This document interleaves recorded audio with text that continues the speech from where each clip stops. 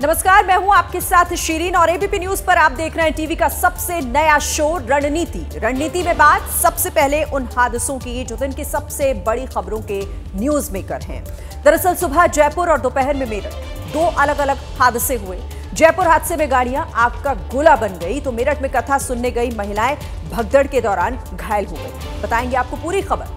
इसके बाद शाम 6:30 बजे चलेंगे संभल, जहां बर्फ पर पहले ही बिजली को लेकर प्रशासन कार्रवाई कर रहा है, जबकि आज उनकी दहलीज पर बुलडोजर भी पहुंच गया है। लेकिन बड़ी खबर सबसे पहले आपको बता दें, कांग्रेस के कार्यकर्ता प्रभात पांडे की मौत मामले से जुड़ी हुई पुलिस ने लखनऊ में कांग्रेस कार्यालय के कमरा नंबर 30 को सील कर दिया है।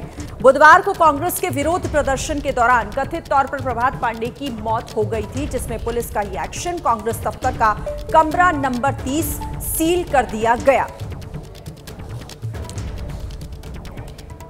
इस खबर पर ज्यादा डिटेल्स के साथ वीरेश पांडे हमारे साथ जुड़ गए। वीरेश, पूरी खबर बताएं, क्या और डिटेल्स है इस पर?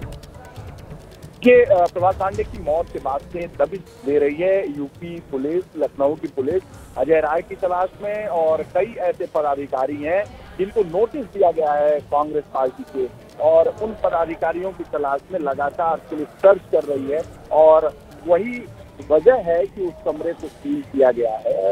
वो प्रमुख कमरा है जिसमें अध्यक्ष बैठते हैं, तो लगातार वो दबिश अजय राय की तलाश में, पार्टी के पदाधिकारियों की तलाश में, और साथ ही साथ जो कार्यालय के प्रमुख हैं कांग्रेस पार्टी के, उनकी तलाश लगातार सर्च कर रही है, उनसे खोजबीन कर रही है। और उनका उद्देश्य यह है कि प्रभात पांडे की मौत हुई है, पोस्टमार्टम में चोट नहीं लगी, तो ऐसे में कांग्रेस के ये लोग वहाँ मौजूद थे तो ये जिम्मेदार हैं। आखिर क्या हकीकत है, अब देखना होगा किस तरीके से इस मामले में कांग्रेस की मुश्किलें आगे बढ़ती हैं। बहुत शुक्रिया फिलहाल आपका इस तमाम जानकारी के लिए वीरेश। बात अब करेंगे आज सुबह हुए जयपुर में हादसे की, जहां एक दर्दनाक हादसा हाईवे पर हुआ। एलपीजी से भरे टैंकर में धमाका हो गया, जिसके बाद चारों तरफ आग का गोला गाड़ियों और आम जिंदगियों को लीलने लगा। इस हादसे में अब तक 11 लोगों की जान जा चुकी है। देखिए हादसे की सबसे नई तस्वीर।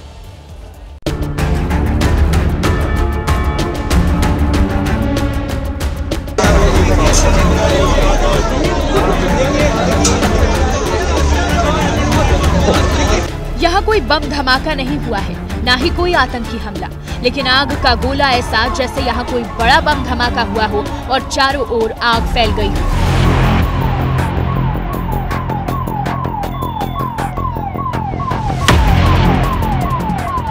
नज़ारा बहुत धुआं दूर हो रही थी, कोई दिख रहा नहीं था। आग की लपटें बहुत तगड़ी हो रही थी, बहुत तगड़ा धुआं हो रहा था। पब्लिक अपनी मचने में बहुत अस्त हो गई थी। जयपुर के भागरोटा इलाके में एलपीजी ट्रक और एक दूसरे ट्रक में जोरदार भिड़ंत हो गई, जिसके बाद आसपास की गाड़ियों में भी आग लग गई। करीब 200 मीटर तक आग का गोला बन गया था। जैसे तैसे लोगों की जान बचाने की कोशिश की गई, लेकिन तब तक कई लोग झुलस चुके थे और उन्हें बचाया नहीं जा सका। आगजनी पर काबू पा लिया गया, लेकिन प्रशासन की चुनौतियां खत्म नहीं हुई हैं। ये वो सामने आप देख सकते हैं सीएनजी का टैंकर, जो ये कट से टर्न ले रहा था और इसी बीच पीछे से आ रहे ट्रोले ने उसको टक्कर मारी। इस वक्त इसको यहाँ से हटाने की कवायद, लेकिन सीएनजी हो सकती है, इसी के मद्देनजर इसको पानी के जरिए ठंडा करने का प्रयास चल रहा है। इसके अलावा एफएसएल की टीम भी पहुंची है कि कहीं इसमें गैस तो बाकी नहीं है जिसकी रिसाव से कोई और हादसा हो जाए। ये घटना सुबह 5 बजे की बताई जा रही है। भीषण आग लगने के चलते कई वाहन आग की चपेट में आ गए। आपको बता दें कि इस हादसे में 40 से ज्यादा गाड़ियां आग की चपेट में आई। घटना के लिए जो भी होगा हम जांच भी करेंगे, उनके इलाज भी करेंगे, जो उचित उनको सहयोग करना है वो भी करेंगे। प्रधानमंत्री मोदी ने भी इस भीषण हादसे में मारे गए लोगों के प्रति संवेदना व्यक्त की है। मृतकों के परिजनों को मुआवजे का भी ऐलान किया गया है। बात मेरठ की करेंगे, जहां से भी परेशान करने वाली तस्वीरें आज सामने आई हैं, जिसमें कुछ महिलाएं एक के ऊपर एक गिरती चली गईं। मेरठ में पंडित प्रदीप मिश्रा की शिव महापुराण कथा में भीड़ बेकाबू हो गई। गनीमत रही कि बड़ा हादसा टल गया।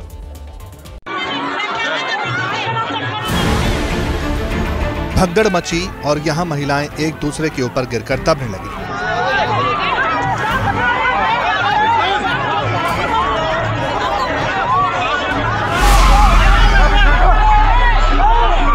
अचानक चारों ओर चीख पुकार मच गई।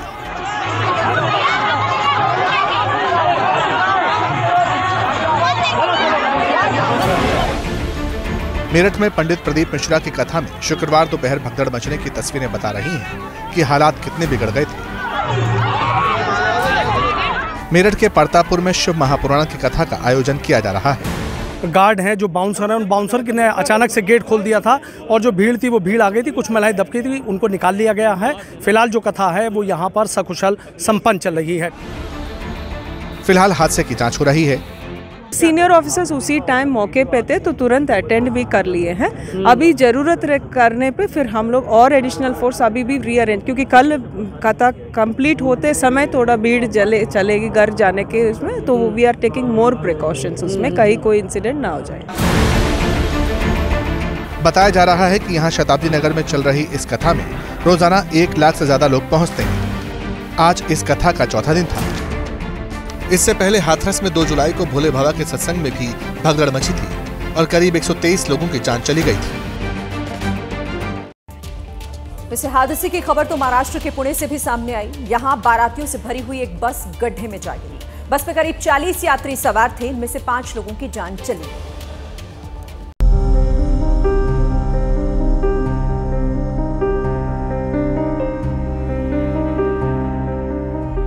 सड़क हादसे की रोंगटे खड़ी करने वाली ये तस्वीर पुणे के तम्हानी घाट के पास की है। बस पलटी हुई है, क्रेन के जरिए इसे सीधा किया जा रहा है। जिनके अपने इस हादसे में चले गए वो आंसुओं को रोक नहीं पा रहे। देखते ही देखते सब कुछ खत्म हो गया। जो घायल हैं और एक्सीडेंट की वजह से बेसुध हो गए, उन्हें रेस्क्यू करने के लिए टीम पहुंची,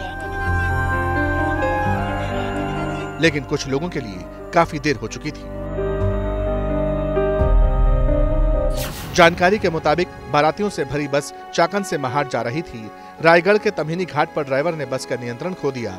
यहां एक खतरनाक मोड़ पर गाड़ी एक तरफ झुकी, पलटी और खड्डे में जा गिरी। पुलिस के साथ आसपास के लोगों ने राहत और बचाव काम शुरू किया। मानगांव पुलिस की टीम के साथ मौके पर एम्बुलेंस और रेस्क्यू टीम के सदस्य थे। हालांकि बस पलटने की वजह से 3 महिलाओं समेत 5 लोग मारे गए। मृतकों का आंकड़ा बढ़ सकता है। बाकी जो घायल थे उन्हें बस से निकालकर मानगांव ग्रामीण अस्पताल भेजा गया। बस का नंबर MH14GU3405 है। पता तो ये भी चला कि पर्पल ट्रेवल्स की प्राइवेट बस को लोहा गांव के जाधव परिवार ने बुक कराया था। अब पुलिस बाकी पहलुओं के साथ बस के फिटनेस सर्टिफिकेट को भी जांच कर रही है। चश्मदीदों यानी बस के यात्रियों से भी पूछताछ की जानी है कि कहीं मोड़ पर ड्राइवर को झपकी तो नहीं आ गई थी।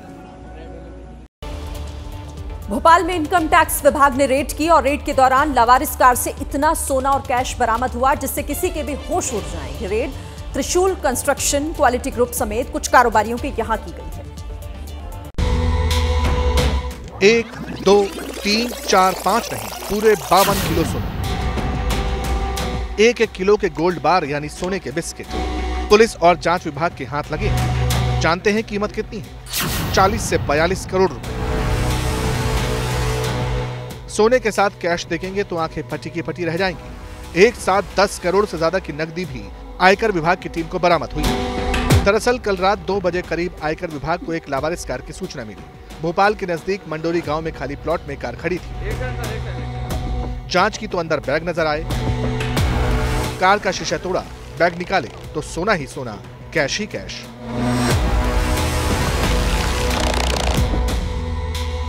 पूरा मामला समझिए। भोपाल में इनकम टैक्स डिपार्टमेंट समेत कई एजेंसियां 3 दिन से कार्रवाई कर रही हैं।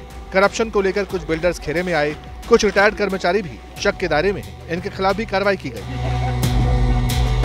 पुलिस का कहना है कि गाड़ी के मालिक की पहचान कर ली गई है। 52 किलो सोना जिसकी कीमत लगभग 40 करोड़ से ऊपर होती है और लगभग 9.86 करोड़ में कैश। ये MP07 नंबर की गाड़ी है जो कि चेतन सिंह गौड़ के नाम से है, जो मूलतः ग्वालियर से है और अभी भोपाल में निवास कर रहा है। 42 करोड़ का सोना और 10 करोड़ कैश को लेकर अब सियासत भी तेज हो गई। 52 किलो सोना मिला है। अगर ये इन्हीं एजेंसी अगर इनके और खेतों की और जमीनों की जांच करी तो कुंटलों से सोना निकलेगा। सूत्रों के मुताबिक भोपाल में त्रिशूल कंस्ट्रक्शन, क्वालिटी ग्रुप समेत कुछ कारोबारियों के ठिकाने पर अब भी रेड चल रही है। कारोबारियों के सरकारी तंत्र में रिश्ते भी खंगाले जा रहे हैं। संभल में मंदिरों की खोज के बीच आरएसएस प्रमुख मोहन भागवत ने मंदिर, मस्जिद, विवादों के फिर से उठने पर चिंता जाहिर की है। सख्त लहजे में कहा है कि कुछ लोगों को लगता है कि ऐसे मुद्दे उठाकर हिंदुओं के नेता बन जाएंगे। संघ प्रमुख के बयान के बाद सियासत ने जोर पकड़ लिया है।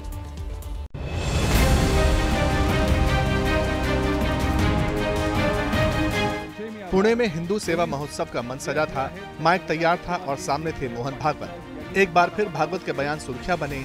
इस बार फोकस उन लोगों पर था जो नए सिरे से मंदिर मस्जिद विवाद को तूल दे रहे हैं। भागवत ने क्या कहा, सुनिए। राम मंदिर झालं पाहिजे, ते होत आहे। हिंदूंची श्रद्धास्थान हिंदूंना वाटतं, परंतु असं केलं म्हणजे हिंदूमध्ये नेता होता येतं म्हणून, किंवा अतिरेकी भूतकाळाच्या ओझ्याच्या परिणामामुळे अतिरेकी तिरस्कार, द्वेष, शत्रुता, संशय याच्या पोटी रोज एक नवीन प्रकरण काढणे हे कसं चालेल, हे नाही चालणार। जिस मुद्दे पर संसद में सियासी लड़ाई हुई, उसी संविधान को लेकर मोहन भागवत ने बड़ा बयान दिया। कहा, देश संविधान से चलता है, आधिपत्य के दिन चले गए। भागवत ने धार्मिक आस्था में कट्टरता को लेकर भी आगाह किया। धर्म वाली बात कही गई, सेवा धर्म है और धर्म कभी अतिवादी नहीं होता। तो हम होने में समाधान मानने वाले लोग हैं, लेकिन इसकी भी अतिवादिता हो गई ऐसा लगता है। जिस कार्यक्रम में मोहन भागवत ने ये बयान दिए, वहां एबीपी न्यूज की एंकर चित्रा त्रिपाठी भी मौजूद थी। हालांकि जैसे ही बयान वायरल हुआ, सियासत के दरवाजे खुलने लगे। कांग्रेस ने कहा, सलाह अपनों को दें। समाजवादी पार्टी ने खुद संघ को ही कटघरे में खड़ा कर दिया।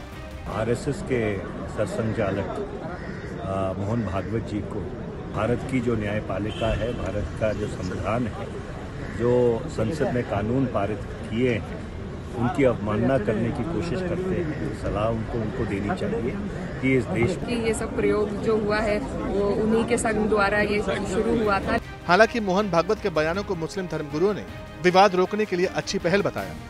इस बयान का स्वागत करता हूं, क्योंकि हर मस्जिद के नीचे से मंदिर तलाश करना, हर मजार के नीचे से शिवलिंग तलाश करना, मेरे ख्याल से ये बिल्कुल गलत है। ये बयान देके इस वक्त मुल्क के अंदर एक अच्छा माहौल पैदा किया है। हर मस्जिद के नीचे मंदिर तलाश न किया जाए। मोहन भागवत जी की बात सुनना चाहिए और उस पर अमल करना चाहिए। वैसे जिस वक्त भागवत के बयान पर सियासी प्रतिक्रिया आ रही थी, उसी दौरान योगी आदित्यनाथ ने मंदिर मस्जिद को लेकर नया बयान दे दिया। श्री राम जन्मभूमि, कभी मथुरा में श्री कृष्ण जन्मभूमि, कभी संबल में नष्ट किया जाता है, तोड़ा जाता है। उसने ईश्वर की अवमानना की है। अगर विश्व शांति की स्थापना करनी है तो यह सनातन धर्म ही उसको कर सकता है। इधर महाराष्ट्र के कल्याण में एक मराठी परिवार पर हुए हमले के मामले ने तूल पकड़ लिया है, जिसके बाद आज आरोपी के खिलाफ कार्रवाई करते हुए उसे नौकरी से सस्पेंड कर दिया गया। महाराष्ट्र के सीएम फडणवीस ने साफ कहा है कि दोषियों को किसी भी हाल में बख्शा नहीं जाएगा।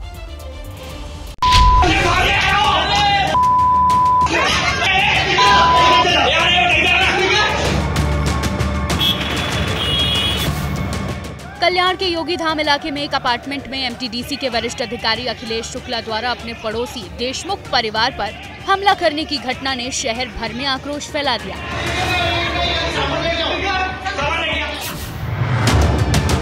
हालांकि पुलिस ने आरोपी अधिकारी के खिलाफ मामला दर्ज कर लिया है, लेकिन मामला सियासी होता चला गया।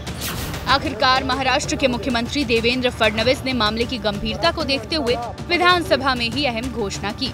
उन्होंने साफ कहा कि आरोपी अधिकारी को तत्काल प्रभाव से निलंबित किया है। अखिलेश शुक्ला एमटीडीसीचा कर्मचारी आहे, त्याच्यावर एफआयआर नोंद झालेला आहे। त्याला तात्काळ निलंबित करण्याची कारवाई या ठिकाणी करण्यात येते आहे। आपको बता दें कि घर के बाहर धूप जलाने को लेकर ये विवाद शुरू हुआ था, जिसके बाद मामला राजनीतिक रंग लेने लगा। पीड़ित परिवार को न्याय दिलाने की मांग जोर पकड़ने लगी। शुक्लाची पूर्ण दहशत असं तो सांगतो की मी आयएस आहे, मी गव्हर्नमेंट ऑफिस मध्ये क्लास 1 ऑफिसर हूं, कोई मेरा उखाड़ नहीं सकता, तुमको जिधर जाना है। आरोपी अखिलेश की अभी तक गिरफ्तारी नहीं हुई है। पुलिस पर इस मामले को रफा दफा करने का भी आरोप लग रहा है। बता दें कि घटना का एक वीडियो सामने आने के बाद यह मामला सार्वजनिक हुआ। देखिए, जहां संसद में बाबा साहेब आंबेडकर को लेकर सियासी संग्राम छिड़ा रहा, वहीं अब अमरावती में आंबेडकर की प्रतिमा के सामने 2 त्रिशूल गाड़ने को लेकर विवाद हो गया है। ये क्या है पूरा मामला, इस रिपोर्ट में देखिए।